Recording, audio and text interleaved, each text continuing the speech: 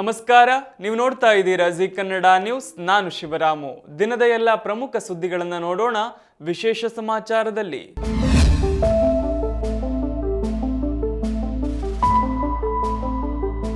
ರಾಷ್ಟ್ರ ರಾಜಧಾನಿ ನವದೆಹಲಿಯಲ್ಲಿ 77ನೇ ಗಣರಾಜ್ಯೋತ್ಸವ ಸಂಭ್ರಮ ಮನೆ ಮಾಡಿದ್ದು, ಕರ್ತವ್ಯ ಪಥದಲ್ಲಿ ರಾಷ್ಟ್ರಪತಿ ದ್ರೌಪದಿ ಮುರ್ಮು ಅವರು ಧ್ವಜಾರೋಹಣ ನೆರವೇರಿಸಿದ್ರು. ಈ ವೇಳೆ ರಾಷ್ಟ್ರಪತಿಗಳಿಗೆ ಪ್ರಧಾನಿ ನರೇಂದ್ರ ಮೋದಿ, ಸಿಪಿ ರಾಧಾಕೃಷ್ಣನ್ ಸಾಥ್ ನೀಡಿದ್ರು. ನಂತರ ಭವ್ಯ ಮೆರವಣಿಗೆ ಪ್ರಾರಂಭವಾಯಿತು.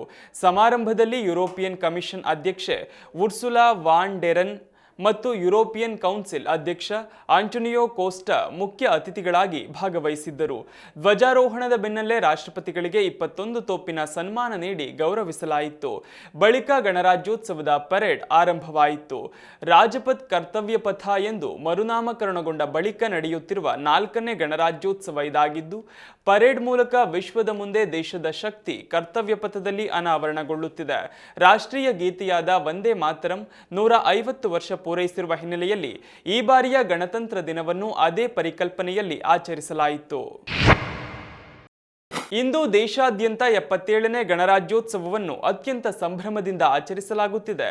ಈ ಹಿನ್ನೆಲೆ ಪ್ರಧಾನಿ ಮೋದಿ ಮತ್ತು ರಾಷ್ಟ್ರಪತಿ ದ್ರೌಪದಿ ಮುರ್ಮು ದೇಶದ ಜನತೆಗೆ ಶುಭ ಕೋರಿದ್ದಾರೆ. ಗಣರಾಜ್ಯೋತ್ಸವದ ಹಿನ್ನೆಲೆಯಲ್ಲಿ ಪ್ರಧಾನಮಂತ್ರಿ ನರೇಂದ್ರ ಮೋದಿ ಅವರು ತಮ್ಮ ಎಕ್ಸ್ ಖಾತೆಯ ಮೂಲಕ ದೇಶದ ಜನತೆಗೆ ಹೃತ್ಪೂರ್ವಕವಾಗಿ ಶುಭಾಶಯ ಕೋರಿದ್ದಾರೆ.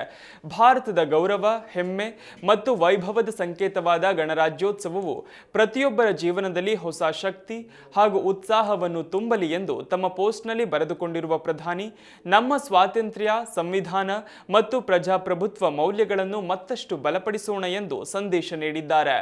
ಇನ್ನು ಗಣರಾಜ್ಯೋತ್ಸವದ ಅಂಗವಾಗಿ ರಾಷ್ಟ್ರಪತಿ ದ್ರೌಪದಿ ಮುರ್ಮು ತಮ್ಮ ಎಕ್ಸ್ ಖಾತೆಯ ಮೂಲಕ ದೇಶದ ಜನತೆಗೆ ಶುಭಾಶಯಗಳನ್ನು ತಿಳಿಸಿ, ಎಲ್ಲರ ಜೀವನವು ಸಂತೋಷ, ಶಾಂತಿ, ಭದ್ರತೆ ಮತ್ತು ಸಾಮರಸ್ಯದಿಂದ ತುಂಬಿರಲಿ ಎಂಬ ಆಶಯ ವ್ಯಕ್ತಪಡಿಸಿದ್ದಾರೆ.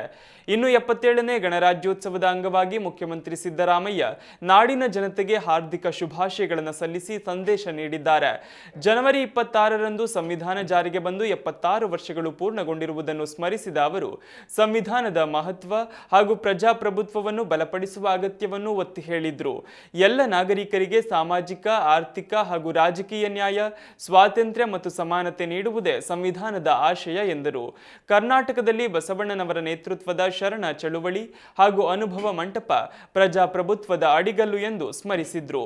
ಬಾಬಾ ಸಾಹೇಬ್ ಅಂಬೇಡ್ಕರ್ ರಚಿಸಿದ ಸಂವಿಧಾನ ಎಲ್ಲರನ್ನೂ ಒಳಗೊಂಡ ಸಮಾನ ಸಮಾಜ ನಿರ್ಮಾಣದ ದಿಕ್ಕು ತೋರಿಸಿದೆ ಎಂದು ಮುಖ್ಯಮಂತ್ರಿ ಹೇಳಿದ್ರು. ವಿಶ್ವದ ಅತಿದೊಡ್ಡ ಗಣತಂತ್ರ ದೇಶಕ್ಕೆ ಸಂವಿಧಾನವೇ ಆಧಾರ ಎಂದು ರಾಷ್ಟ್ರಪತಿ ದ್ರೌಪದಿ ಮುರ್ಮು ಹೇಳಿದ್ರು. ದೇಶದ 77ನೇ ಗಣರಾಜ್ಯೋತ್ಸವದ ಹಿನ್ನೆಲೆಯಲ್ಲಿ ರಾಷ್ಟ್ರವನ್ನ ಉದ್ದೇಶಿಸಿ ನಿನ್ನೆ ಭಾಷಣ ಮಾಡಿದ ರಾಷ್ಟ್ರಪತಿ ದ್ರೌಪದಿ ಮುರ್ಮು ಅವರು ದೇಶದ ಜನರಿಗೆ ಶುಭ ಕೋರಿದ್ರು. ಸ್ವಾತಂತ್ರ್ಯಕ್ಕಾಗಿ ತ್ಯಾಗ ಮಾಡಿದ ವೀರರನ್ನು ಸ್ಮರಿಸಿ ಗೌರವ ಸಲ್ಲಿಸಿದ್ರು. ಗಣರಾಜ್ಯೋತ್ಸವ ದಿನವು ಭಾರತದ ಭೂತಕಾಲ, ವರ್ತಮಾನ ಹಾಗೂ ಭವಿಷ್ಯವನ್ನು ಆತ್ಮಾವಲೋಕನ ಮಾಡುವ ಮಹತ್ವದ ದಿನವಾಗಿದೆ ಎಂದು ತಿಳಿಸಿದ್ರು. ಇನ್ನು 1950ರ ಜನವರಿ 26ರಂದು ಸಂವಿಧಾನ ಜಾರಿಗೆ ಬಂದ ನಂತರ ಭಾರತವು ಸಾಂವಿಧಾನಿಕ ಮೌಲ್ಯಗಳ ಆಧಾರದಲ್ಲಿ ಮುನ್ನಡೆಯುತ್ತಿದೆ. ವಿಶ್ವದ ಅತಿದೊಡ್ಡ ಗಣತಂತ್ರ ರಾಷ್ಟ್ರವಾದ ಭಾರತಕ್ಕೆ ಸಂವಿಧಾನವೇ ಶಕ್ತಿಯ ಮೂಲವಾಗಿದ್ದು, ಇದನ್ನು ರಚಿಸಿದ ಮಹನೀಯರು ರಾಷ್ಟ್ರೀಯ ಏಕತೆ ಮತ್ತು ಸಮಾನತೆಯ ದೃಢ ಅಡಿಪಾಯ ಹಾಕಿದ್ದಾರೆ. ನಮ್ಮ ದೇಶದ ಭವಿಷ್ಯವನ್ನು ರೂಪಿಸುವ ಜವಾಬ್ದಾರಿ ನಾಗರಿಕರ ಕೈಯಲ್ಲಿದೆ ಎಂದು ಹೇಳಿದ್ರು. ಭಾಷಣದಲ್ಲಿ ವಂದೇ ಮಾತರಂ ಗೀತೆಗೆ 150 ವರ್ಷ ಪೂರೈಸಿದ ವಿಚಾರವನ್ನು ಪ್ರಸ್ತಾಪಿಸಿದ್ರು. ಈ ಗೀತೆ ದೇಶಭಕ್ತಿಯನ್ನು ಉತ್ತೇಜಿಸುವ ಶಕ್ತಿಶಾಲಿ ಸಂಕೇತವಾಗಿದೆ. ತಮಿಳಿನಲ್ಲಿ ಸುಬ್ರಹ್ಮಣ್ಯ ಭಾರತಿ ರಚಿಸಿದ ವಂದೇ ಮಾತರಂ ಗೀತೆ ಜನಸಾಮಾನ್ಯರಲ್ಲಿ ರಾಷ್ಟ್ರ ಭಾವನೆ ಹೆಚ್ಚಿಸಲು ಸಹಾಯ ಮಾಡಿತು ಎಂದು ತಿಳಿಸಿದ್ರು. ಪೂಜ್ಯ ಬಂಕಿಂ ಚಂದ್ರ ಚಟ್ಟೋಪಾಧ್ಯಾಯ ಅವರು ರಚಿಸಿದ ವಂದೇ ಮಾತರಂ ನಮ್ಮ ಸಾಹಿತ್ಯಿಕ ರಾಷ್ಟ್ರೀಯ ಪ್ರಾರ್ಥನೆಯಾಗಿದೆ ಎಂದು ಹೇಳಿದ್ರು. ಈ ವೇಳೆ GST ಸುಧಾರಣೆಗಳು, ಆಪರೇಷನ್ ಸಿಂಧೂರ್ ಸೇರಿದಂತೆ ಹಲವು ರಾಷ್ಟ್ರೀಯ ಪ್ರಯತ್ನಗಳನ್ನು ಕೂಡ ರಾಷ್ಟ್ರಪತಿ ಶ್ಲಾಘಿಸಿದ್ರು. ರಾಜ್ಯದಲ್ಲಿ ಗಣರಾಜ್ಯೋತ್ಸವದ ಸಂಭ್ರಮ ಜೋರಾಗಿದೆ. ಗಣರಾಜ್ಯೋತ್ಸವದ ಹಿನ್ನೆಲೆಯಲ್ಲಿ ಬೆಂಗಳೂರಿನ ಮಾಣಿಕ್ ಷಾ ಪರೇಡ್ ಮೈದಾನದಲ್ಲಿ ರಾಜ್ಯಪಾಲ ಥಾವರ್ ಚಂದ್ ಗೆಹ್ಲೋಟ್ ಅವರು ಧ್ವಜಾರೋಹಣ ನೆರವೇರಿಸಿದ್ರು. ಕಾರ್ಯಕ್ರಮದಲ್ಲಿ ಮುಖ್ಯಮಂತ್ರಿ ಸಿದ್ದರಾಮಯ್ಯ ಅವರು ರಾಜ್ಯಪಾಲ ಗೆಹ್ಲೋಟ್ ಅವರಿಗೆ ಕೈ ಮುಗಿದು ಸ್ವಾಗತಿಸಿದ್ರು. ಇದು ವಿಧಾನಸಭೆಯ ಭಾಷಣ ವಿವಾದದ ನಂತರ ಸಿಎಂ ಮತ್ತು ಗವರ್ನರ್ ನಡುವೆ ನಡೆದ ಮೊದಲ ಮುಖಾಮುಖಿಯಾಗಿತ್ತು. ಬೆಳಗ್ಗೆ 9 ಗಂಟೆಗೆ ಮಾಣಿಕ್ ಷಾ ಪರೇಡ್ ಮೈದಾನದಲ್ಲಿ ಧ್ವಜಾರೋಹಣ ನೆರವೇರಿಸಿದ ಬಳಿಕ ಅವರು ಪೊಲೀಸ್ ತುಕಡಿಗಳಿಂದ ಗೌರವ ವಂದನೆ ವಂದನೆ ಸ್ವೀಕಾರ ಮಾಡಿದ್ರು. ಗೆಹ್ಲೋಟ್ ಅವರು ಧ್ವಜ ಹಾರಿಸಿದ ನಂತರ ರಾಜ್ಯದ ಜನರಿಗೆ ವಿಶೇಷ ಸಂದೇಶ ನೀಡಿದ್ರು. ಗಣರಾಜ್ಯೋತ್ಸವದ ಶುಭಾಶಯಗಳನ್ನು ತಿಳಿಸಿದ ಅವರು ರಾಜ್ಯದ ಅಭಿವೃದ್ಧಿ, ಜನಕಲ್ಯಾಣ ಕಾರ್ಯಕ್ರಮಗಳು ಮತ್ತು ಭವಿಷ್ಯದ ಗುರಿಗಳ ಬಗ್ಗೆ ಮಾತನಾಡಿದ್ರು. ರಾಜ್ಯಪಾಲ ತಾವರ್ಚಂದ್ ಗೆಹ್ಲೋಟ್ ಅವರ ಆಕ್ಷೇಪದ ಬೆನ್ನಲ್ಲೇ ರಾಜ್ಯ ಸರ್ಕಾರ ಗಣರಾಜ್ಯೋತ್ಸವದ ಭಾಷಣದ ವಿಷಯದಲ್ಲಿ ಎಚ್ಚರಿಕೆ ಹೆಜ್ಜೆ ಇಟ್ಟಿದೆ. ರಾಜ್ಯಪಾಲರಿಗೆ ಸಿದ್ಧಪಡಿಸಿದ್ದ ಭಾಷಣದಲ್ಲಿ ಕೇಂದ್ರ ಸರ್ಕಾರವನ್ನು ಟೀಕಿಸುವ ಯಾವುದೇ ಅಂಶಗಳನ್ನು ಈ ಬಾರಿ ಸೇರಿಸಲಾಗಿಲ್ಲ. ಪರಿಣಾಮವಾಗಿ ಯಾವುದೇ ವಿವಾದವಿಲ್ಲದೆ ರಾಜ್ಯಪಾಲರು ನಿರಾತಂಕವಾಗಿ ಸಂಪೂರ್ಣ ಭಾಷಣವನ್ನು ಓದಿದ್ರು. ರಾಜ್ಯಪಾಲರು ಮತ್ತು ಸರ್ಕಾರದ ನಡುವೆ ಮತ್ತೊಂದು ಸುತ್ತಿನ ಸಂಘರ್ಷಕ್ಕೆ ಗಣರಾಜ್ಯೋತ್ಸವ ಸಮಾರಂಭ ವೇದಿಕೆಯಾಗತ್ತಾ ಅನ್ನುವ ಅನುಮಾನಗಳು ಹುಸಿಯಾದವು. ಇತ್ತೀಚೆಗೆ ನಡೆದ ವಿಧಾನಸಭೆ ವಿಶೇಷ ಅಧಿವೇಶನದಲ್ಲಿ ಕೇಂದ್ರ ಸರ್ಕಾರದ ವಿರುದ್ಧ ಟೀಕೆಗಳಿದ್ದ ಭಾಷಣದ ಅಂಶಗಳನ್ನು ತೆಗೆದುಹಾಕುವಂತೆ ರಾಜ್ಯಪಾಲರು ಸೂಚಿಸಿದ್ದರು. ಆದರೆ ಆ ವೇಳೆ ಸರ್ಕಾರ ಪಟ್ಟು ಬಿಡದ ಕಾರಣ ರಾಜ್ಯಪಾಲರು ಭಾಷಣದ ಮೊದಲ ಮತ್ತು ಕೊನೆಯ ಸಾಲುಗಳನ್ನು ಮಾತ್ರ ಓದಿ ಸಭಾಂಗಣ ತೊರೆದಿದ್ದು ಭಾರೀ ವಿವಾದಕ್ಕೆ ಕಾರಣವಾಗಿತ್ತು. ಈ ಹಿನ್ನೆಲೆಯಲ್ಲಿ ಗಣರಾಜ್ಯೋತ್ಸವ ಭಾಷಣದಲ್ಲಿ ಕೇಂದ್ರದ ವಿರುದ್ಧ ಟೀಕೆಗಳಿದ್ದರೆ ತಾವು ಸರ್ಕಾರ ಸಿದ್ಧಪಡಿಸಿದ ಭಾಷಣವನ್ನೇ ಓದುವುದಿಲ್ಲ ಎಂದು ರಾಜ್ಯಪಾಲರು ಎಚ್ಚರಿಕೆ ನೀಡಿದ್ದರು. ಈ ಹಿನ್ನೆಲೆ ಗಮನದಲ್ಲಿಟ್ಟುಕೊಂಡು ಈ ಬಾರಿ ರಾಜ್ಯ ಸರ್ಕಾರ ಸಂಪೂರ್ಣವಾಗಿ ರಾಜ್ಯದ ಸಾಧನೆಗಳು, ಸಂವಿಧಾನ ಮೌಲ್ಯಗಳು, ಜನಕಲ್ಯಾಣ ಯೋಜನೆಗಳು ಮತ್ತು ಅಭಿವೃದ್ಧಿ ಕಾರ್ಯಗಳನ್ನಷ್ಟೇ ಭಾಷಣದಲ್ಲಿ ಸೇರಿಸಿದೆ. ರಾಜ್ಯಪಾಲರು ತಮ್ಮ ಭಾಷಣದಲ್ಲಿ ಈ ದಿನ ಹೊಸ ಭಾರತದ ಸಂವಿಧಾನ ಜಾರಿಗೆ ಬಂದ ಐತಿಹಾಸಿಕ ದಿನ ಎಂದರು. ರಾಜ್ಯ ಸರ್ಕಾರ ವಿವಿಧ ನೇಮಕಾತಿಗಳಲ್ಲಿ ಹಿಂದುಳಿದ ಮತ್ತು ಅಲಕ್ಷಿತ ಸಮುದಾಯಗಳಿಗೆ ಪ್ರಾಧಾನ್ಯತೆ ನೀಡಿದೆ.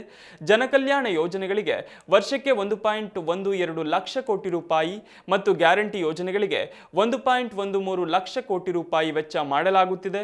ಮಹಿಳೆಯರ ಸುರಕ್ಷತೆಯಲ್ಲಿ ಬೆಂಗಳೂರು ದೇಶದಲ್ಲೇ ಮೊದಲ ಸ್ಥಾನದಲ್ಲಿದೆ.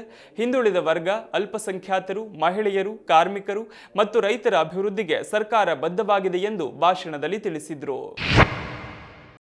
ಗದಗ ಜಿಲ್ಲೆಯ ಲಕ್ಕುಂಡಿಯಲ್ಲಿ ಮನೆ ಪಾಯ ಅಗೆಯುವ ವೇಳೆ ಚಿನ್ನದ ನಿಧಿ ಪತ್ತೆ ಹಚ್ಚಿ ಪ್ರಾಮಾಣಿಕವಾಗಿ ಸರ್ಕಾರಕ್ಕೆ ಒಪ್ಪಿಸಿದ ಪ್ರಜ್ವಲ್ ರಿತ್ತಿ ಕುಟುಂಬಕ್ಕೆ ಗಣರಾಜ್ಯೋತ್ಸವದ ದಿನವೇ ರಾಜ್ಯ ಸರ್ಕಾರ ಬಂಪರ್ ಉಡುಗೊರೆ ಘೋಷಿಸಿದೆ. ಗದಗ ನಗರದ ಜಿಲ್ಲಾ ಕ್ರೀಡಾಂಗಣದಲ್ಲಿ ನಡೆದ ಗಣರಾಜ್ಯೋತ್ಸವ ಕಾರ್ಯಕ್ರಮದಲ್ಲಿ ಧ್ವಜಾರೋಹಣದ ಬಳಿಕ ಸಚಿವ ಎಚ್.ಕೆ. ಪಾಟೀಲ್ ಈ ಮಹತ್ವದ ಘೋಷಣೆ ಮಾಡಿದ್ದಾರೆ. ಪ್ರಜ್ವಲ್ ರಿತ್ತಿ ಕುಟುಂಬಕ್ಕೆ 30-40 ಅಳತೆಯ ನಿವೇಶನ, ಮನೆ ನಿರ್ಮಾಣಕ್ಕಾಗಿ 5 ಲಕ್ಷ ರೂಪಾಯಿ ನಗದು ಸಹಾಯ ಹಾಗೂ ಪ್ರಜ್ವಲ್ ಅವರ ತಾಯಿ ಕಸ್ತೂರೆವ್ವ ರಿತ್ತಿಗೆ ಹೊರಗುತ್ತಿಗೆ ಆಧಾರದ ಸರ್ಕಾರಿ ಕೆಲಸ ನೀಡಲಾಗುತ್ತದೆ ಎಂದು ಸಚಿವರು ಘೋಷಣೆ ಮಾಡಿದ್ರು. ಈ ವೇಳೆ ಬಾಲಕ ಪ್ರಜ್ವಲ್ ರಿತ್ತಿ ಮತ್ತು ಅವರ ತಾಯಿ ಕಸ್ತೂರೆವ್ವ ಅವರನ್ನ ಜಿಲ್ಲಾಡಳಿತದ ವತಿಯಿಂದ ಸನ್ಮಾನಿಸಿ ಗೌರವಿಸಲಾಯಿತು. ಸಚಿವ ಪಾಟೀಲ್ ಅವರು ಕುಟುಂಬಕ್ಕೆ ನಿವೇಶನ ಪ್ರಮಾಣ ಪತ್ರ ಹಾಗೂ ಕಸ್ತೂರೆವ್ವ ಅವರಿಗೆ ಉದ್ಯೋಗದ ಆದೇಶ ಪತ್ರವನ್ನು ವಿತರಿಸಿದ್ರು. ಸರ್ಕಾರದ ಈ ನಡೆ ಪ್ರಾಮಾಣಿಕತೆಗೆ ಸಿಕ್ಕ ಗೌರವ ಎಂದು ಸ್ಥಳೀಯರು ಪ್ರಶಂಸಿಸಿದ್ದಾರೆ. ಜನವರಿ 10ರಂದು ಲಕ್ಕುಂಡಿಯಲ್ಲಿ ಪ್ರಜ್ವಲ್ ರಿತ್ತಿ ಕುಟುಂಬ ಮನೆ ನಿರ್ಮಾಣಕ್ಕಾಗಿ ಪಾಯ ಅಗೆಯುವ ವೇಳೆ 466 ಗ್ರಾಂ ತೂಕದ ಪುರಾತನ ಚಿನ್ನದ ಆಭರಣಗಳ ತಂಬಿಗೆ ಪತ್ತೆಯಾಗಿತ್ತು. ಚಿನ್ನ ನಿಧಿ ರೂಪದಲ್ಲಿ ಸಿಕ್ಕಿದ್ದರೂ ಯಾವುದೇ ಲಾಲಸೆಗೆ ಒಳಗಾಗದೆ ಕುಟುಂಬವು ಅದನ್ನು ಸರ್ಕಾರಕ್ಕೆ ಹಸ್ತಾಂತರಿಸಿದ್ದು ರಾಜ್ಯಾದ್ಯಂತ ಮೆಚ್ಚುಗೆಗೆ ಪಾತ್ರವಾಗಿತ್ತು.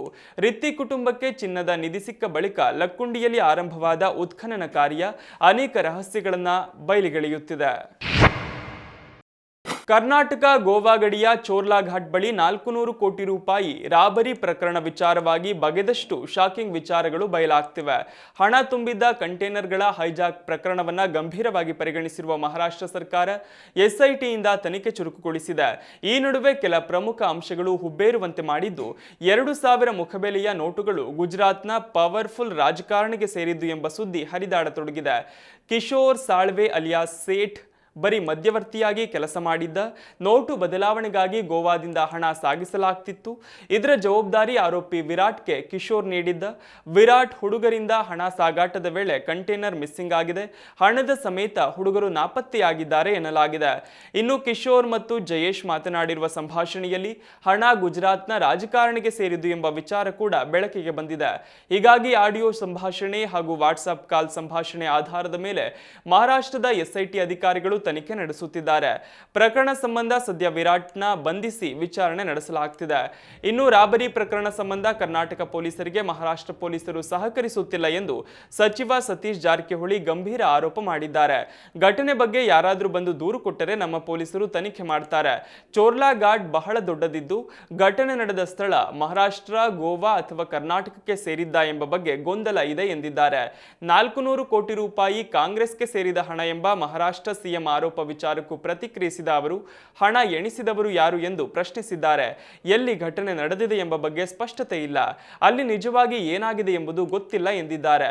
ಇನ್ನು ಪ್ರಕರಣ ಸಂಬಂಧ ಬಿಜೆಪಿ ವಿರುದ್ಧ ಸಚಿವ ಪ್ರಿಯಾಂಕ್ ಖರ್ಗೆ ಕಿಡಿಕಾರಿದ್ದು, ದರೋಡೆಯಾಗಿರುವ 400 ಕೋಟಿ ಹಣ ಯಾರದ್ದು ಏನು ಅಂತ ಗೊತ್ತಿಲ್ಲ. ಗೋವಾ, ಗುಜರಾತ್, ಮಹಾರಾಷ್ಟ್ರ ಲಿಂಕ್ ಇದೆ ಅಂತ ಹೇಳ್ತಿದ್ದಾರೆ. ಯಾರದ್ದೇ ಇರಲಿ, ಆ ಬಗ್ಗೆ ತನಿಖೆಯಾಗಲಿ ಅಂತ ಅವರು ಆಗ್ರಹಿಸಿದ್ದಾರೆ. ಇಲ್ಲಿನ ಬಿಜೆಪಿ ಎಂಎಲ್ಸಿ ಹಣ ತಿರುಪತಿಗೆ ಹೋಗ್ತಿತ್ತು ಎಂದಿದ್ದಾರೆ. ಬಿಜೆಪಿಯವರಿಗೆ ಹಣದ ಬಗ್ಗೆ ಹೇಗೆ ಗೊತ್ತಾಯಿತು? ಚುನಾವಣೆ ವೇಳೆ ಬರುವ ಅಮಿತ್ ಶಾ ಇವಾಗ ಎಲ್ಲಿ ಹೋದ್ರು? ಕಲಬುರಗಿಯಲ್ಲಿ ರೊಟ್ಟಿ ಮಾಡೋದು ಮೋದಿಗೆ ಗೊತ್ತಾಗತ್ತೆ, ಈ ಹಣದ ಬಗ್ಗೆ ಯಾಕೆ ಗೊತ್ತಾಗಿಲ್ಲ ಅಂತಲೂ ಪ್ರಿಯಾಂಕ್ ಪ್ರಶ್ನೆ ಮಾಡಿದ್ದಾರೆ. ಅಲ್ಲದೆ ಇದು ಲೀಗಲ್ ಹಣ ಆಗೋದಕ್ಕೆ ಸಾಧ್ಯವೇ ಇಲ್ಲ, ತನಿಖೆಯಾಗ್ಲಿ, ಉಪ್ಪು ತಿಂದವರು ನೀರು ಕುಡಿಯಲೇಬೇಕು ಅಂತ ಹೇಳಿದ್ದಾರೆ. ರಾಜಸ್ಥಾನದಲ್ಲಿ ಗಣರಾಜ್ಯೋತ್ಸವದ ಮುನ್ನಾ ದಿನದಂದು ಅಂದರೆ ನಿನ್ನೆ ಪ್ರಮುಖ ಪಿತೂರಿ ವಿಫಲಗೊಳಿಸಲಾಗಿದೆ. ನಾಗೌರ್ನಲ್ಲಿ ಪೊಲೀಸರು 9,500 ಕೆಜಿ ಅಮೋನಿಯಂ ನೈಟ್ರೇಟ್ ಅನ್ನು ವಶಪಡಿಸಿಕೊಂಡಿದ್ದಾರೆ. ಅಮೋನಿಯಂ ನೈಟ್ರೇಟ್ ಜೊತೆಗೆ ಪೊಲೀಸರು ಸ್ಥಳದಿಂದ ಹೆಚ್ಚಿನ ಸಂಖ್ಯೆಯ ಡಿಟೋನೇಟರ್ಗಳು ಮತ್ತು ನೀಲಿ ಹಾಗೂ ಕೆಂಪು ಫ್ಯೂಸ್ ವೈರ್ಗಳನ್ನು ಕೂಡ ವಶಪಡಿಸಿಕೊಂಡಿದ್ದಾರೆ. ಈ ವಶಪಡಿಸಿಕೊಳ್ಳುವಿಕೆಯು ಅಕ್ರಮ ಸ್ಫೋಟ ಚಟುವಟಿಕೆಗಳಿಗೆ ಸಿದ್ಧತೆಗಳನ್ನು ಸೂಚಿಸುತ್ತದೆ ಮತ್ತು ಸಾರ್ವಜನಿಕ ಸುರಕ್ಷತೆಗೆ ಸಂಭಾವ್ಯ ಅಪಾಯ ಉಂಟು ಮಾಡಬಹುದಿತ್ತು ಅಂತ ಅಧಿಕಾರಿಗಳು ಹೇಳಿದ್ದಾರೆ. ರಾಜಸ್ಥಾನ ಪೊಲೀಸರು ನಾಗೌರ್ ಜಿಲ್ಲೆಯಲ್ಲಿ ಬೃಹತ್ ಪ್ರಮಾಣದ ಸ್ಫೋಟಕ ವಸ್ತುಗಳನ್ನು ವಶಪಡಿಸಿಕೊಳ್ಳುವ ಮೂಲಕ ಗಣರಾಜ್ಯೋತ್ಸವಕ್ಕೆ ಒಂದು ದಿನ ಮೊದಲು ಪ್ರಮುಖ ಪಿತೂರಿಯನ್ನ ವಿಫಲಗೊಳಿಸಿದ್ದಾರೆ. ಖಚಿತ ಮಾಹಿತಿ ಮೇರೆಗೆ ಕಾರ್ಯಾಚರಣೆ ನಡೆಸಿದ ಪೊಲೀಸರು ಥನ್ವಾಲಾ ಪೊಲೀಸ್ ಠಾಣೆ ವ್ಯಾಪ್ತಿಯ ಹರ್ಸೋರ್ ಗ್ರಾಮದ ಜಮೀನೊಂದರ ಮೇಲೆ ದಾಳಿ ನಡೆಸಿ 9,550 ಕಿಲೋಗ್ರಾಂಗಳಷ್ಟು ಅಮೋನಿಯಂ ನೈಟ್ರೇಟ್ ಅನ್ನು ವಶಪಡಿಸಿಕೊಂಡಿದ್ದಾರೆ. ಬಾಂಗ್ಲಾದೇಶದಲ್ಲಿ ಹಿಂಸಾಚಾರ ಮುಂದುವರೆದಿದ್ದು, ಹಿಂದೂಗಳ ಕೊಲೆ ನಡೆಯುತ್ತಿದೆ. ನಿನ್ನೆಯೂ ಕೂಡ ಹಿಂದೂ ಯುವಕನನ್ನ ಕೊಲ್ಲಲಾಗಿದೆ.